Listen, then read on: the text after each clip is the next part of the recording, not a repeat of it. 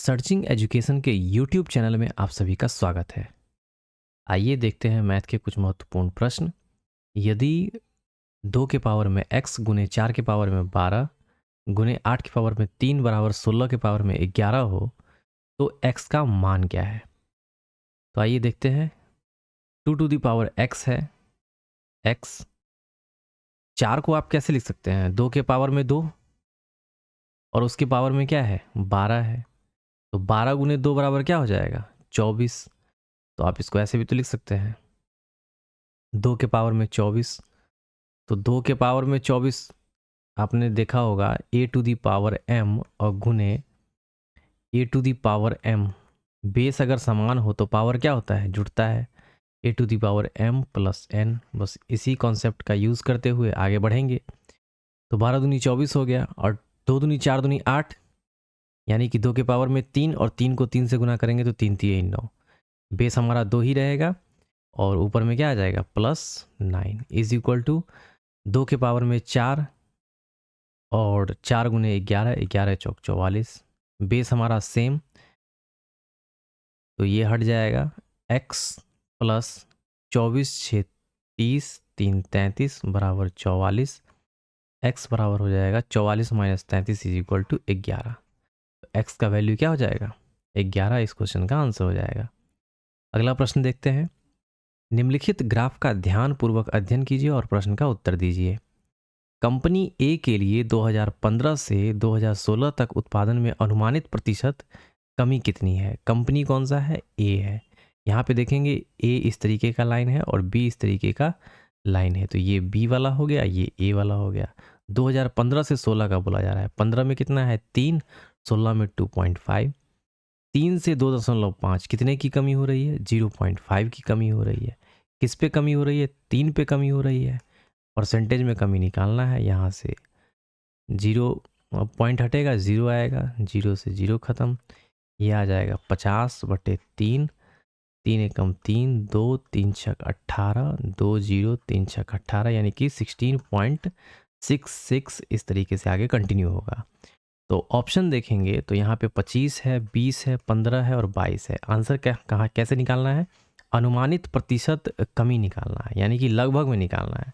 अब देखेंगे 16.6 के पास में एक ही ऑप्शन है 15%, तो यही इस क्वेश्चन का क्या हो जाएगा? आंसर हो जाएगा। अगला प्रश्न देखते हैं। यदि थीटा एक न्यून कोण है तो हर ए ज्ञात कीजिए। Cosec theta minus cot theta का whole square is equal to 1 minus cos theta upon A. Cosec theta को आप इस तरीके से लिख सकते हैं 1 अपॉन साइन थीटा, और कॉट थीटा के बदले में आप लिख सकते हैं cos theta upon what? Sine theta. इन सब का क्या है? स्क्वायर है, is equal to 1 minus cos theta as it is लिख दीजिए, और यही ए क्या है? हमें निकालना है। इसका एलसीएम लेंगे तो ये हो जाएगा sine theta 1 minus cos theta.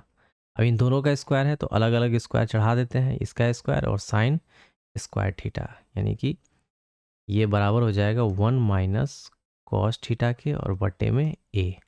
अब देखेंगे यहाँ पे 1 माइनस कॉस थीटा का होल स्क्वायर है और यहाँ पर एक ही है 1 माइनस कॉस थीटा, तो ये एक इससे कैंसिल हो जाएगा।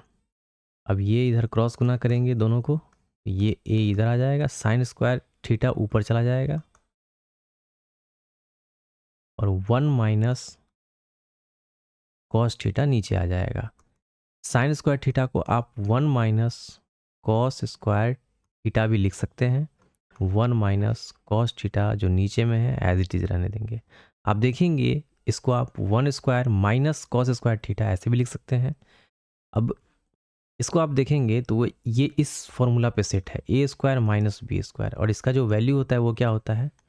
ए प्लस बी इंटू ए माइनस बी। तो बस कुछ नहीं करना है, इसके जगह पर आप ये लिख दीजिए ए स्क्वायर माइनस बी स्क्वायर, यानी कि ए प्लस बी यानी कि 1 प्लस कॉस थीटा, ए माइनस बी यानी कि 1 माइनस कॉस थीटा, और अपॉन में 1 माइनस कॉस थीटा है। ये दोनों कट करके क्या दे देगा रिजल्ट? 1 plus cos theta. तो 1 प्लस कॉस थीटा इस क्वेश्चन का आंसर हो जाएगा। तो थोड़ा प्रॉपर्टी, जैसे ये फॉर्मूला और कॉसेक थीटा कॉट थीटा का वैल्यू क्या होता है, ये सब आपको याद होना चाहिए। अगला प्रश्न देखते हैं। अरुणा की एक छोटी बहन है जिसकी आयु अरुणा से 8 वर्ष कम है। यदि अरुणा की बहन की आयु 18 वर्ष है ना? अरुणा की बहन जो है वो 18 वर्ष है, 18 वर्ष की है, तो अरुणा की आयु कितना? और अरुणा की जो बहन है ये 8 वर्ष अरुणा से छोटी है, तो इसकी बहन जो है अरुणा, इससे क्या होगा? 8 वर्ष ज़्यादा होगा। कितना है? 18 2 20 6 26। इससे ये कम है 8 वर्ष, यानी कि 18 वर्ष की है, तो इसकी बहन जो होगी वो 8 वर्ष इससे बड़ी होगी। 18 2 20 6 26 साल की इसकी बहन यानी कि अरुणा हो गई। ठीक है, ये छोटी बहन का एज है और ये अरुणा का एज है, ये ध्यान रखिएगा। अगला प्रश्न देखते हैं। दो संख्याओं का HCF दे रखा है और उसका LCM दे रखा है। यदि उनमें से एक संख्या इतना है तो दूसरी संख्या, आपने पढ़ा होगा LCM into HCF is equal to क्या होता है? P इंटू Q, यानी कि एक संख्या गुने दूसरी संख्या। इसी फॉर्मूला पे बेस्ड ये क्वेश्चन है। LCM कितना है? 4 3 4 इंटू HCF कितना है? 7। एक संख्या 14 दे रखा है और दूसरी संख्या हमें निकालना है। 7 दूनी 14, 2 दूनी 4, 2 एकम 2, 2 सते 14, 217 इस क्वेश्चन का क्या होगा? आंसर हो जाएगा। क्लियर? बढ़ते हैं अगला क्वेश्चन। द्विघात समीकरण के मूलों का योग। देखिए मूलों का जो योग है वो क्या होता है? -b/a होता है। अगर मूलों का गुणनफल पूछा जाता, मूलों का गुणनफल पूछा जाता तो वो क्या होता है? c/a। b की जगह पे क्या है? 7 है, माइनस तो एज इट इज़ वही रहेगा। b की जगह पे 7 और नीचे में a की जगह पे 4, -7/4 इस क्वेश्चन का आंसर हो जाएगा। अगला प्रश्न देखते हैं। यदि x बराबर इतना तो 5 + x 2x + 7 6x + 9 और y का समानुपात। समानुपात का जो क्वेश्चन होता है उसको कैसे लिखते हैं? 5 यानी कि इस तरीके से a है, b है, c है और d है, तो इसको समानुपात में कैसे लिखेंगे? a/b बराबर c/what? d।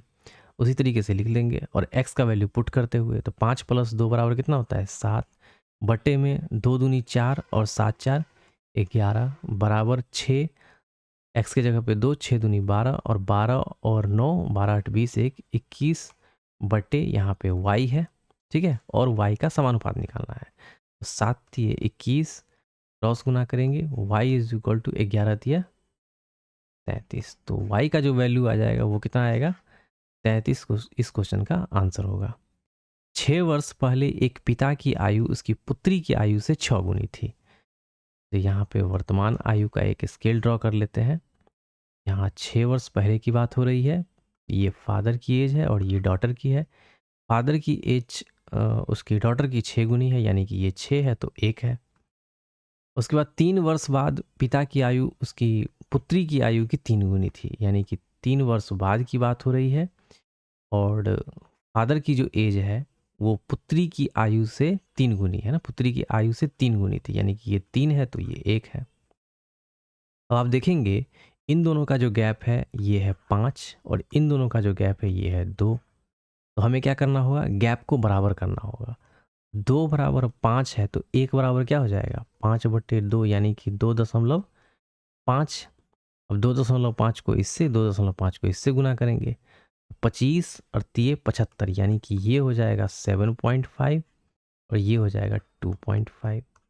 अब आप देखेंगे 7.5 और 2.5, 2.5 से 7.5 कितना गैप है? इन दोनों के बीच का डिफरेंस कितना है? इन दोनों के बीच का डिफरेंस है 5, यानी कि हमने डिफरेंस बराबर कर लिया। 6 में से 1 गया 5, 7.5 में से 2.5 गया 5। अब आप देखेंगे 6 से 7.5 कितना बढ़ रहा है? 1.5। 1 से 2.5 कितना बढ़ रहा है? 1.5, यानी कि ये भी गैप हमारा बराबर है। और ये जो गैप दिया हुआ है ये कितने साल का गैप है? 9 साल का गैप है, यानी कि 1.5 यूनिट, यूनिट में बात करें तो 1.5 यूनिट कितने साल के बराबर है? 9 साल के बराबर में है। तो 1 बराबर क्या हो जाएगा? 9/1.5, डेसिमल हटेगा 0 जाएगा, 15 छक्के 90, यानी कि 1.5 बराबर 9 तो 1 बराबर 6। क्लियर? अब 1 बराबर 6 आ गया तो यहाँ पर में इस 6 से मल्टीप्लाई करेंगे तो 6 6 1, ये 36 साल का हो जाएगा। और इस 1 को 6 से गुना करेंगे तो 6 एकम 6 साल का हो जाएगा, है ना? तो ये पहले का पूछा जा रहा है। अब देख लेते हैं क्वेश्चन में क्या पूछा गया है। पुत्री की वर्तमान आयु।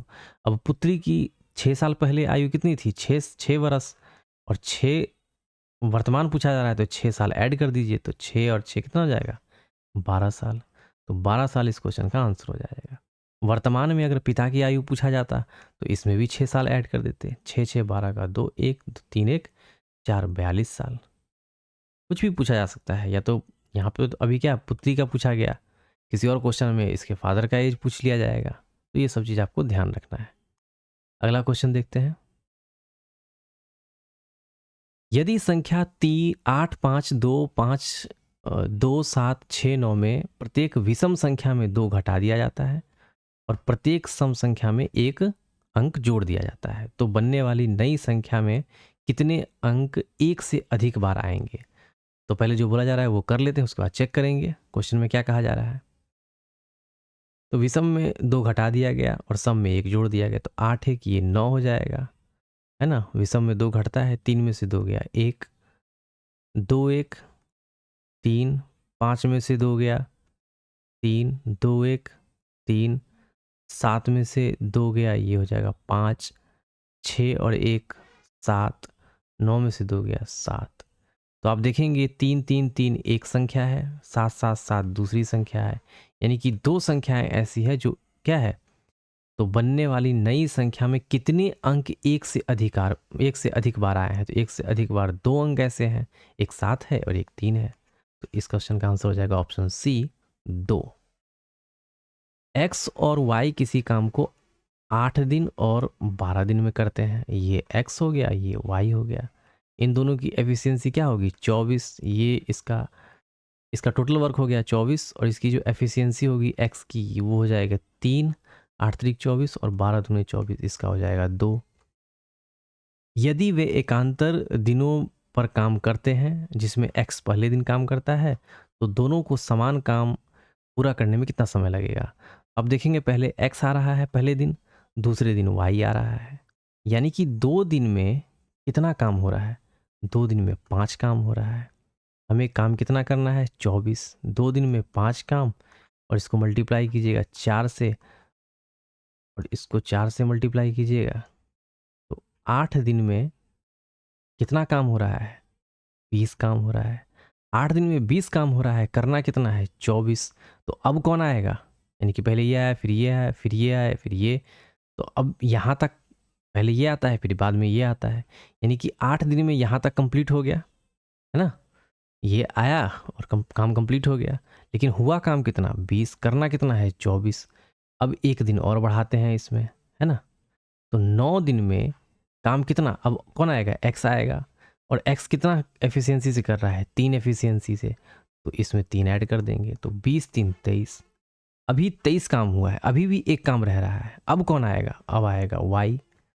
तो 9 दिन में 23 काम हो गया। अब जो आएगा वो आएगा वाई आएगा। वाई की जो एफिशिएंसी 2 है, अब काम करना कितना है? एक और काम रह गया है, एक काम करना है और इसे करेगा वाई, इसकी एफिशिएंसी है 2, तो 9.1/2 दिन में क्या हो जाएगा? ये पूरा का पूरा 24 काम कंप्लीट हो जाएगा। यहाँ पे ध्यान दीजिएगा, 8 दिन में 20 काम हो रहा है, ठीक है। एक दिन बढ़ाएंगे, अब एक दिन में कितना काम हो रहा है? 3। एक्स के द्वारा 3 काम किया जा रहा है, तो 3 काम होने के बावजूद भी 23 काम होने के बाद एक काम बच जा रहा है, यानी कि करना 24 है, हुआ 23 ही है। अब एक बच गया, अब इस एक को करने के लिए कौन आएगा? वाई आएगा। वाई का जो एफिशिएंसी है वो 2 है, तो 2 से डिवाइड कर देंगे, तो 9.1/2 दिन में ये क्या होगा? पूरा का पूरा काम खत्म हो जाएगा। अगला प्रश्न देखते हैं। वेंकट ने एक सेकंड हैंड स्कूटर खरीदा और उसकी मरम्मत पर क्रय मूल्य का 10% खर्च किया, ठीक है ना। हम मान लेते हैं ये 100 क्रय मूल्य रहा होगा, है ना। इसका 10% मरम्मत पर खर्च करता है। 10% मरम्मत पर खर्च करने के बाद अब जो इसका सीपी हो गया वो कितना हो गया? 110, क्योंकि 100 में तो वो खरीद के लाया। इसका 10% मरम्मत पर खर्च करता है, 10% मरम्मत पर खर्च कर दिया, तो टोटल सीपी कितना हो गया? 100 रुपया पहले दिया था, 10 रुपया मरम्मत पे दिया, तो 100 + 10 = 110। अब क्वेश्चन में देखते हैं, है ना।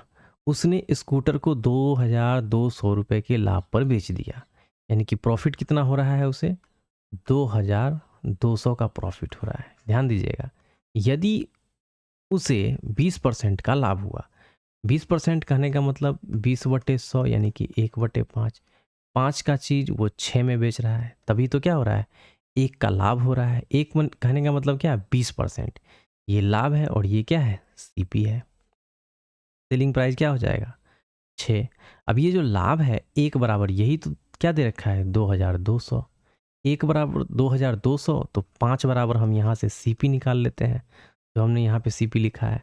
तो 5 बराबर क्या हो जाएगा, 22 पंचे 110 00, यानी कि क्रय मूल्य निकल के आ गया हमारा 11,000।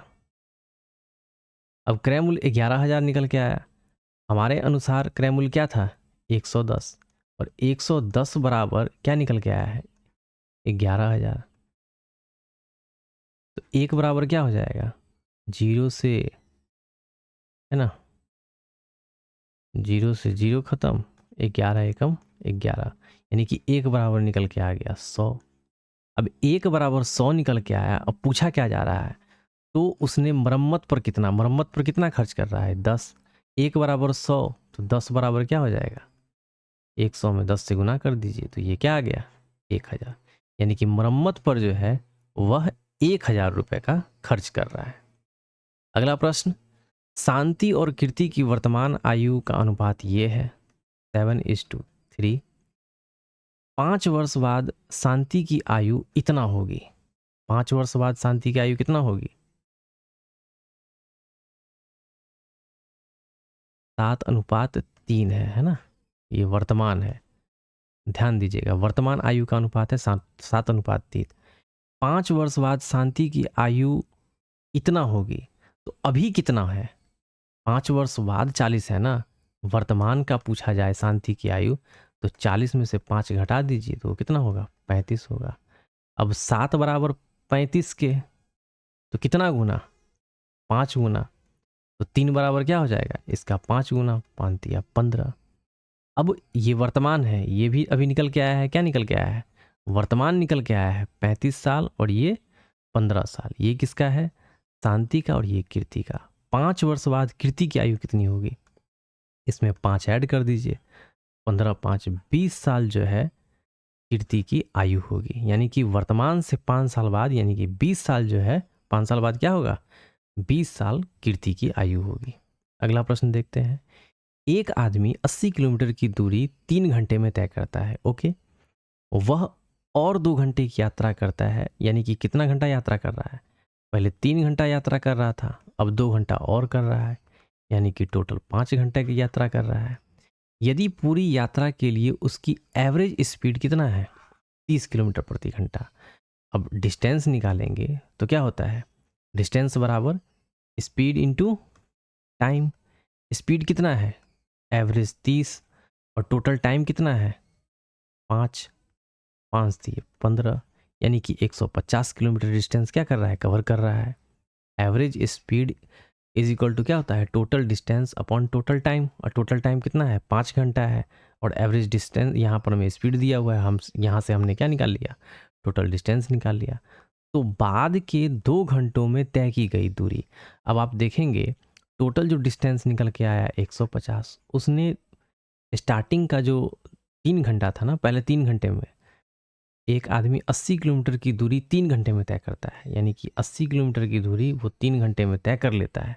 बचा कितना दूरी, तो बचा 70 किलोमीटर, और 70 किलोमीटर वो कितने समय में तय करेगा, वो 2 घंटे में तय करेगा। वह और 2 घंटे की यात्रा करता है, तो है ना 30 किलोमीटर, तो बाद के 2 घंटे में तय की गई दूरी 70 किलोमीटर। बस इसको तो आप ओरल भी कर सकते थे, है ना, 80 किलोमीटर है और एवरेज स्पीड 30 है, टोटल टाइम कितना लग रहा है, 3 घंटा, 2 घंटा, 3 2 5, 5 दिए 15, यानी कि 150 किलोमीटर। 150 किलोमीटर में से 80 घटाइएगा तो कितना बचेगा 70 किलोमीटर। अगला प्रश्न ज्योमेट्री का अच्छा सा प्रश्न है, देखते हैं। 2 समानांतर रेखाएं हैं L और M, इसमें 2x + y का वैल्यू निकालना है। जब इस तरीके से 2 समानांतर रेखाओं को एक रेखा प्रतिच्छेद करे तो उनके जो अंदर का जो ये एंगल होता है ना, इनका जो सम होता है वो 180 का होता है। जैसे ये 105 है तो ये कितना हो जाएगा, कितना जोड़ेंगे तो 80 हो जाएगा, तो इसमें 75 जोड़ेंगे तो x का वैल्यू निकल के आ गया 75। ये 75, ये 60 है, y निकालना है, ये 60 है तो ये कितना हो जाएगा 120। क्योंकि एक लाइन है उस पर कोई इस तरीके से लाइन ड्रॉ होती है, तो ये एंगल और ये एंगल इन दोनों का जो सम होता है वो कितना होता है 180 डिग्री का होता है। तो ये 120 हो गया, ये 120, तो ये भी क्या हो जाएगा 120 हो जाएगा। या फिर ऐसे भी निकाल सकते हैं, जैसे इन दोनों का सम 180 होता है तो इन दोनों का भी सम क्या होगा 180 होगा। तो ये अगर 120 है तो ये कितना होगा 60, ये 60 है तो इस कॉन्सेप्ट पे चला जाएगा ये वाला, ये 60 है तो ये क्या हो जाएगा 120। अब y निकल के आ गया 120, x जो है ये है 75, यहाँ पे वैल्यू पुट कर दीजिए, 75 दुना ये हो जाएगा 150, y का वैल्यू कितना है 120, 0 5 2 7 1 1 2, 270 इस क्वेश्चन का आंसर हो जाएगा।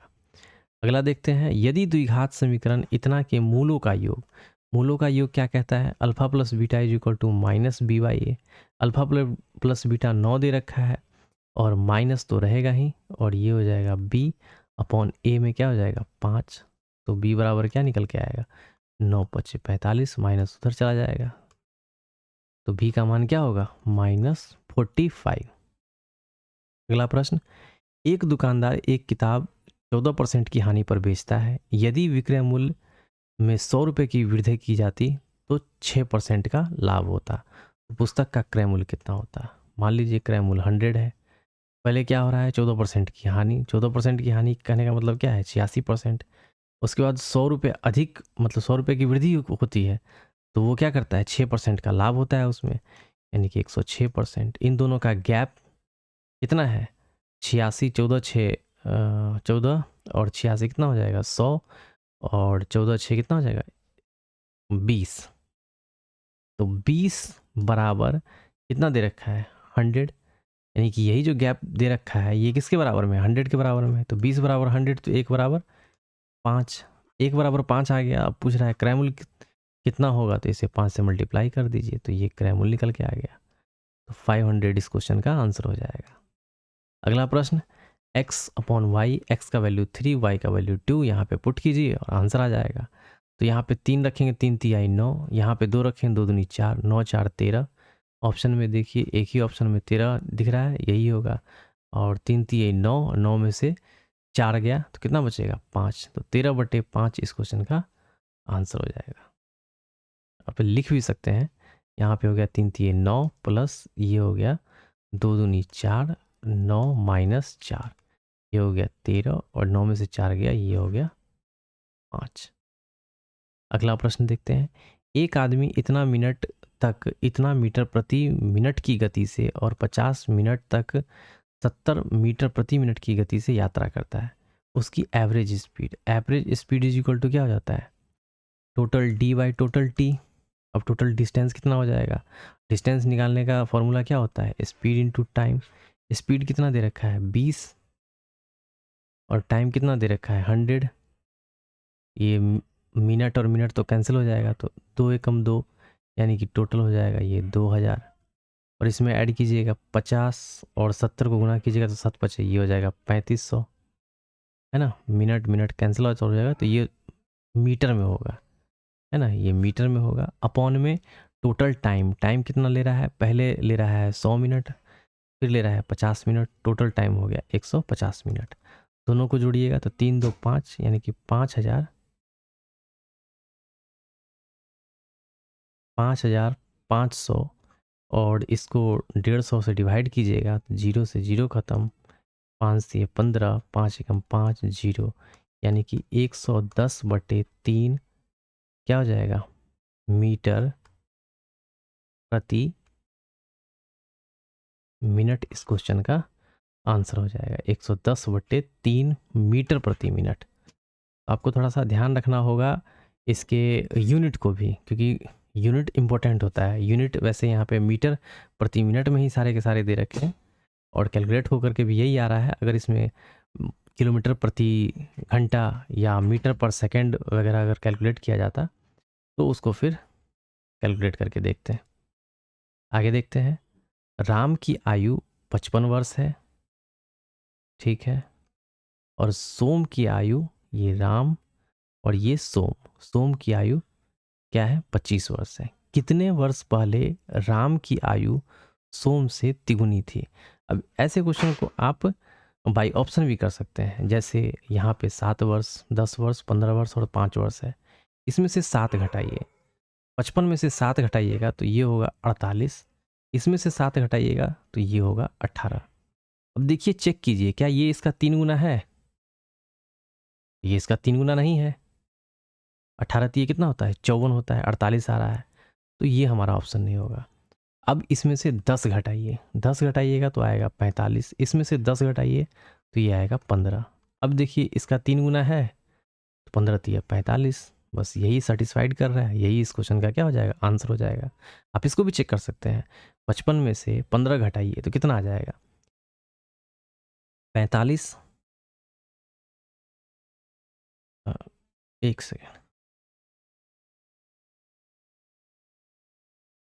इसमें से 0 और ये हो जाएगा 40। 55 में से 15 घटाइएगा तो 40, 25 में से 15 घटाइएगा तो कितना हो जाएगा, 15 और 10 25। अब देखिए, 10 का 3 गुना मतलब क्या है, 10 का 3 गुना 40 है क्या? ये नहीं होगा, मतलब ये भी नहीं होगा। अब यहाँ से 5 घटाइए तो ये हो जाएगा 50, इसमें से 5 घटाइए तो 20। क्या ये इसका 3 गुना है? ये भी नहीं होगा।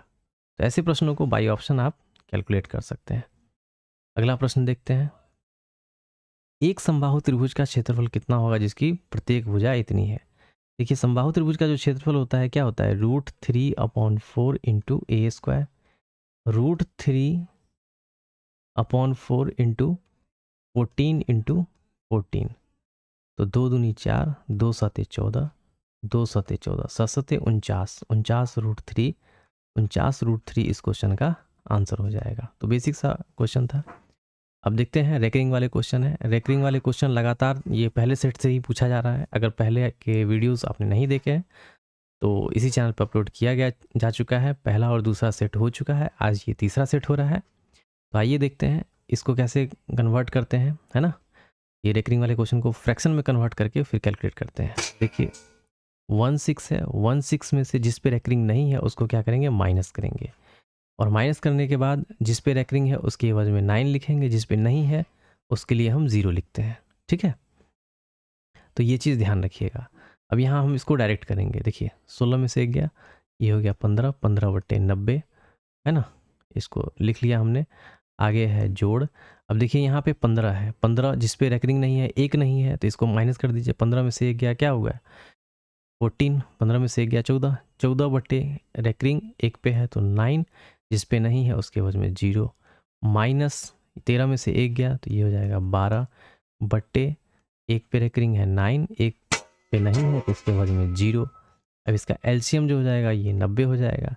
इन दोनों को जोड़िएगा तो ये क्या हो गया, 15, 4 19, 10 29, माइनस ये हो जाएगा 12, घटा लीजिए, 9 में से 2 गया 7, 2 में से 1 गया 1, 17/90, 17/90 इस क्वेश्चन का क्या हो जाएगा, आंसर हो जाएगा। एक व्यक्ति 6 वर्ष के लिए 7.1/2 यानी कि 7.5% प्रति वर्ष साधारण ब्याज की दर से इतना रुपए का निवेश करता है। 6 वर्ष बाद उसे कितनी राशि प्राप्त होगी? यानी कि अमाउंट पूछा जा रहा है, मिश्र धन पूछा जा रहा है। तो पहले कैलकुलेट करेंगे, साधारण ब्याज का जो फॉर्मूला है, साधारण ब्याज जो निकलेगा उसको अमाउंट में ऐड, इसके प्रिंसिपल में ऐड कर देंगे। तो साधारण सा प्रश्न है, फॉर्मूला बेस्ड क्वेश्चन है। ये हो जाएगा 7 दूनी 14, 1 15/200 गुने 6। अब इसमें क्या करेंगे, जो आएगा उसको ऐड कर देंगे, 0 से 0 ख़त्म, और ये हो जाएगा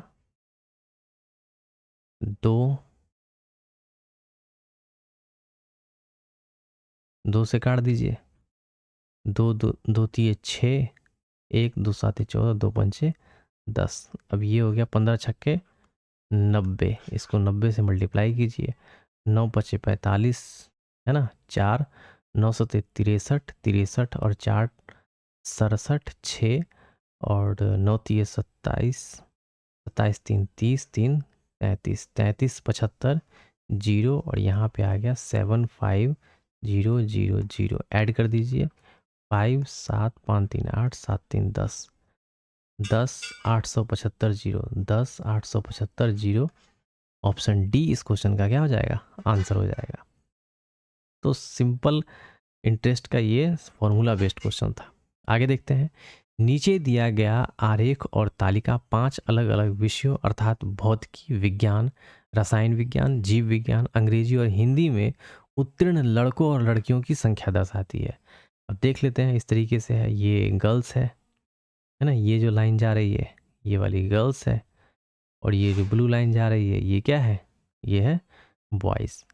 भौतिकी विज्ञान, भौतिकी, रसायन और जीव विज्ञान में क्रमशः उत्तीर्ण होने वाले लड़की, अब ये गर्ल्स हैं तो इसका पूछा जा रहा होगा। ठीक है, तो गर्ल्स लड़कियों का अनुपात कितना है, तो लिख लीजिए, सिंपल है, 135:195:165 काट दीजिए।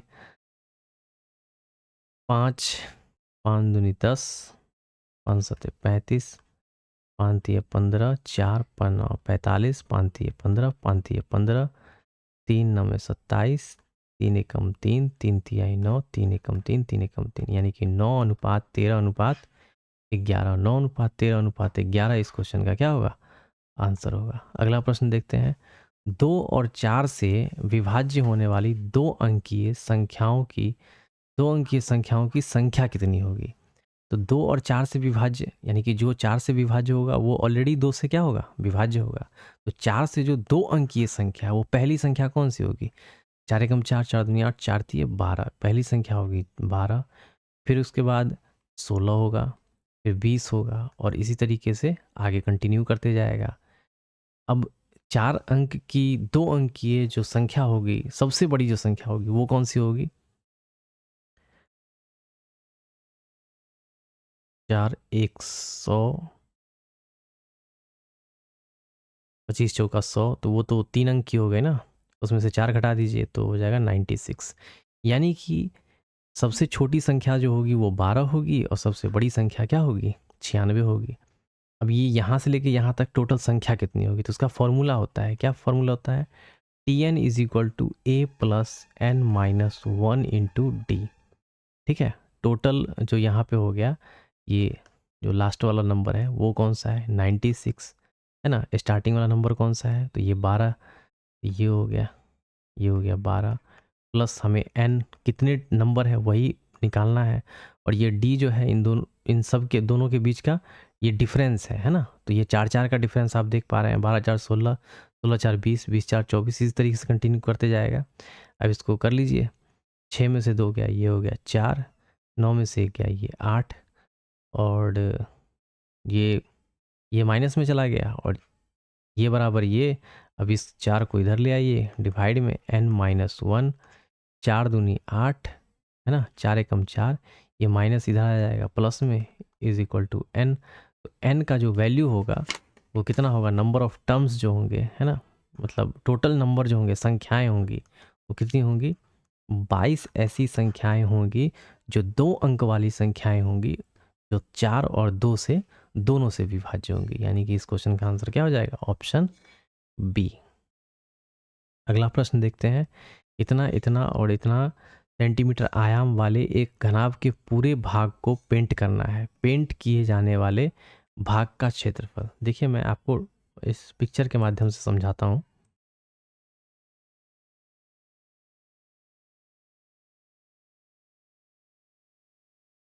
ये इस तरीके से एक घनाभ है ना, और इसके है ना, क्या बोला जा रहा है, घनाभ के पूरे भाग को पेंट करना है। तो पेंट कहाँ होगा, पेंट ये वाला एरिया होगा,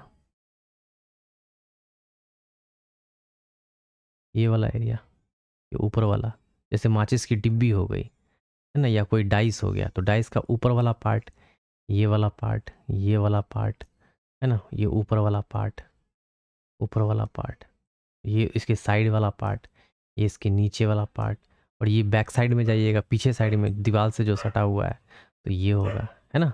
इसको 3D के माध्यम से थोड़ा सा आप समझ सकते हैं। ठीक है, तो इसको इस तरीके से बाहर बाहर इसको पेंट करना है। तो आइए इसको देखते हैं।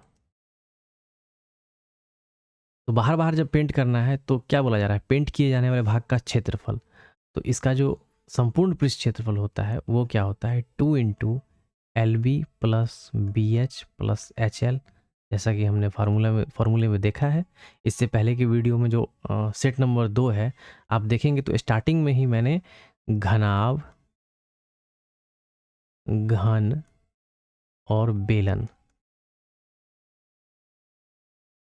इन तीनों से संबंधित कुछ इम्पोर्टेंट फॉर्मूला को बताया है, तो आप उस वीडियो में जाकर के देख सकते हैं। अब 2 हो गया, एल कितना है 18.5 है ना, और बी कितना है 12.5। 12.5 को आप 25/2 लिख सकते हैं कैलकुलेशन को इजी करने के लिए, प्लस बी एच 12.5 में 10 से मल्टीप्लाई करेंगे तो कितना होगा, पॉइंट हटेगा नीचे 0 आएगा, 10 से 10 कट गया तो ये बचेगा 125। एच एल 10 में 18.5 से गुना कीजिएगा तो पॉइंट हटेगा 0 आएगा नीचे, यानी कि 10/10 कैंसल, ये हो गया 185। क्लियर। अब इसको कैलकुलेट कर लीजिए, 2 से इसको काट सकते हैं, 2 9 में 18, 2 दूनी 4, 2 पंचे 10, तो ये हो गया 2, और 25 पंचे 125 है ना, 25 पंचे 125 125, और ये 12 रिमाइंडर, 25 दूना 50, 50 10 60 और 2 62, 2 6 25 अट्ठे 225 नमा 225, 225 225 5 30 231 हो जाएगा, है ना। और 2 अंक से पहले डेसिमल है तो 2 अंक से पहले डेसिमल लगा देंगे, इन दोनों को जोड़ देंगे, है ना। 5 और 5 10, 8 2 10, 1 1 11, है ना, और 1 1 2, 210, इन दोनों को ऐड कीजिए, 2 से गुना कर दीजिए, 231 210, 2 2 400, 400 कितना हो जाएगा, तो ठीक है, तो 230 और 210, 240, 241 दशमलव क्या हो जाएगा 25 आ जाएगा। अब 241.25 को 2 से गुना करना है तो 481 दशमलव क्या हो जाएगा 481।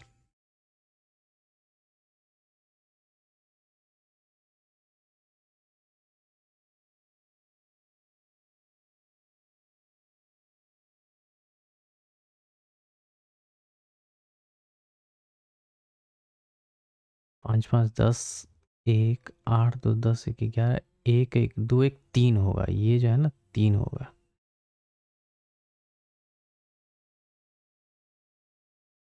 यहाँ ध्यान दीजिएगा, यहाँ पे क्या होगा 3 होगा, 5 5 10 0 1 8 2 10 10 1 11 का 1 1 1 1 2 1 3, ठीक है, 310 और 3 2 ये हो जाएगा 5, यानी कि यहाँ पे जो हो जाएगा ये हो जाएगा 500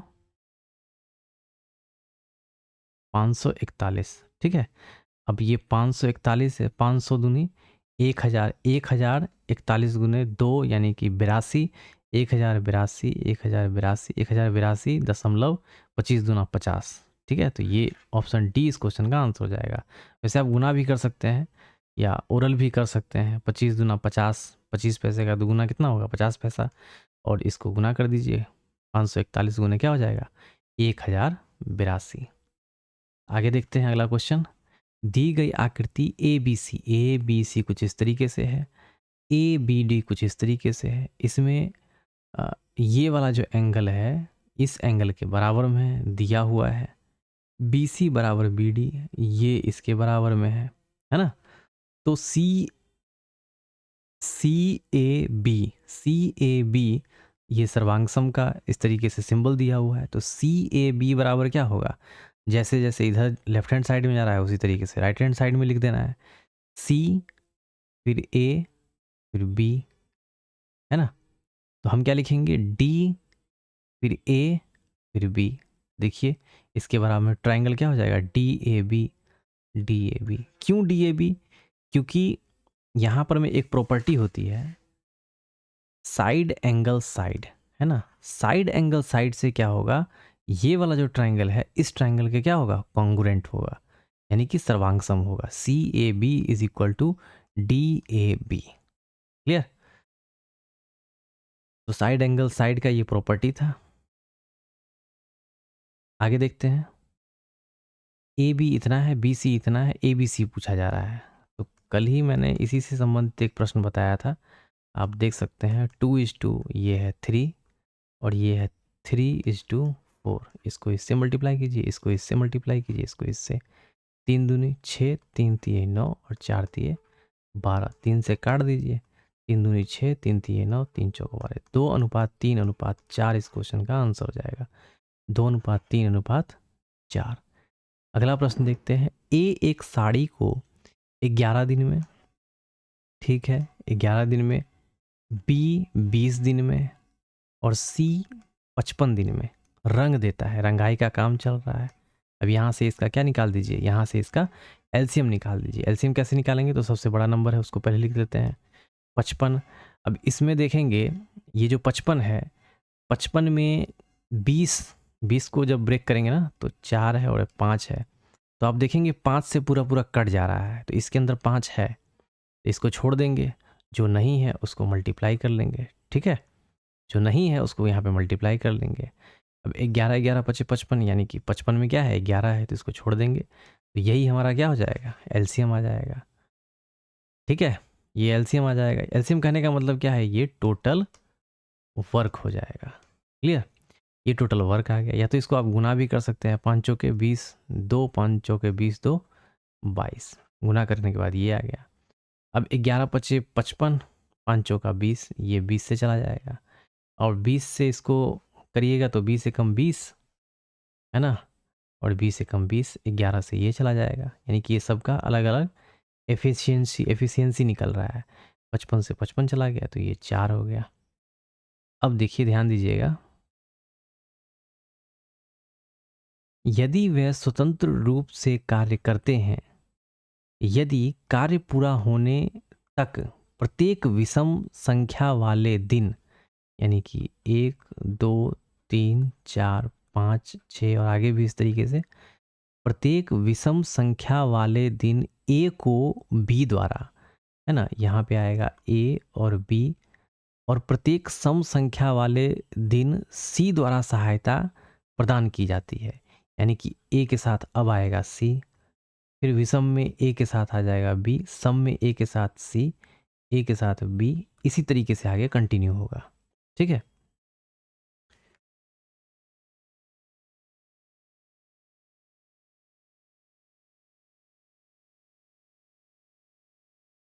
तो पहले ए बी आ रहा है, फिर ए सी आ रहा है, फिर ए बी, फिर ए सी, फिर इसी तरीके से रिपीटेशन हो रहा है। तो 2 दिन में आप देखेंगे, 2 दिन में काम कितना हो रहा है। 2 दिन में 2 डेज, 2 दिन में काम कितना हो रहा है। तो 2 दिन में पहले ये आ रहा है, तो 20 10 30 1 31, है ना। फिर उसके बाद ए के साथ सी आ रहा है, यानी कि 20 4 24, 4 1 5 और 3 2 5। 2 दिन में काम कितना हो रहा है, 55 काम हो रहा है, ठीक है। काम करना कितना है, तो काम करना है 220। काम कितना करना है, 220। इसका कितना गुना काम करना है, 4 गुना, यानी कि 220। इसका 4 गुना किए तो इसका भी 4 गुना कीजिए, 4 दूना 8, यानी कि 8 दिन में 220 काम कंप्लीट हो जाएगा। ये बोला जा रहा है ए को बी द्वारा और प्रत्येक सम संख्या वाले दिन और सी द्वारा, यहाँ देखिए, यदि कार्य पूरा होने तक प्रत्येक विषम संख्या वाले दिन ए को बी द्वारा और प्रत्येक सम संख्या वाले दिन ए को सी द्वारा सहायता प्रदान की जाती है, तो कार्य कितने दिन में पूरा होगा, तो 8 दिन में ये काम, मतलब 220 काम जो है टोटल, ये क्या होगा, पूरा हो जाएगा। अगला प्रश्न देखते हैं। तो ये टोटल 28 प्रश्न थे इस सेट में। सॉल्यूशन आपको कैसा लग रहा है, आप कमेंट सेक्शन में ज़रूर अपनी प्रतिक्रिया दीजिए। और किस प्रीवियस ईयर का सॉल्यूशन आप चाहते हैं, कमेंट सेक्शन में आप पूछ सकते हैं। वीडियो को कंटिन्यू देखने के लिए आप इस चैनल को सब्सक्राइब कीजिए और साथ ही साथ बेल आइकन को प्रेस कर लीजिए, जिससे कि क्या हो, जैसे ही वीडियो इस चैनल पे अपलोड हो तो उसका नोटिफिकेशन आपको प्राप्त हो जाए। वीडियो में बने रहने के लिए बहुत बहुत धन्यवाद।